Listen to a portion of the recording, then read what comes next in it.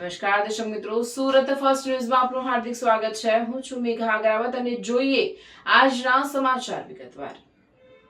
તારીખ 24/7/2026 કલાક 12:41 PM વાગે તથા 24/7/2026 કલાક 12:54 PM વાગે મોબાઈલ નંબર 9883333131 ઉપરથી આરોપીએ ગૂગલ ઉપરથી ફરિયાદીને ઓનલાઈન સંપર્ક કરી તેઓને ફિઝિયોની ટ્રીટમેન્ટ જોઈએ છે તેમ જણાવી ફરિયાદીને તેનો બીભત્સ વિડીયો મોકલતા ફરિયાદીએ તેને કોઈ મેલ ફિઝિયોથેરાપિસ્ટ પાસે ફિઝિયો લેવા માટે જણાવતા છતાં પોતાના અન્ય બીભત્સ ફોટો મોકલી ફરિયાદીને ઓનલાઈન ફિઝિયો માટે ફોર્સ કરી ગુનો કર્યા ને વગેરે બાબત સામે આવી છે।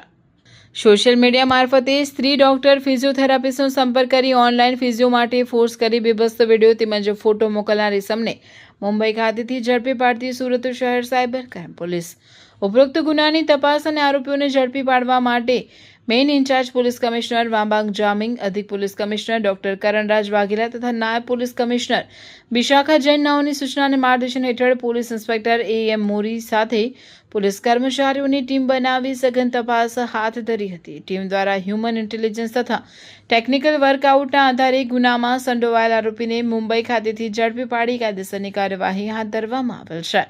તુષાર સન ઓફ મેઘનાથ ધર્મા વાસ્કર ઉંમર 30 ધંધો જમીન મકાનની દલાલી અભ્યાસ ધોરણ 7 રહેવાસી C110 સિદ્ધિવિનાયક હોમ્સ સેક્ટર 19 ઉર્વે નવી મુંબઈ મહારાષ્ટ્ર મૂળ રહેવાસી plot number 112 Meghnath apartment 201A બીજા માળે સેક્ટર 5 સાનપાડા નવી મુંબઈ મહારાષ્ટ્ર। આરોપી સોશિયલ મીડિયા મારફતે અલગ અલગ સ્ત્રી ડોક્ટર ફિઝિયોથેરાપિસ્ટનો સંપર્ક કરી ઓનલાઈન ફિઝિયો માટે ફોર્સ કરી વોટ્સએપમાં બીભત્સ વિડીયો તેમજ ફોટો મોકલી હેરાન પરેશાન કરતો।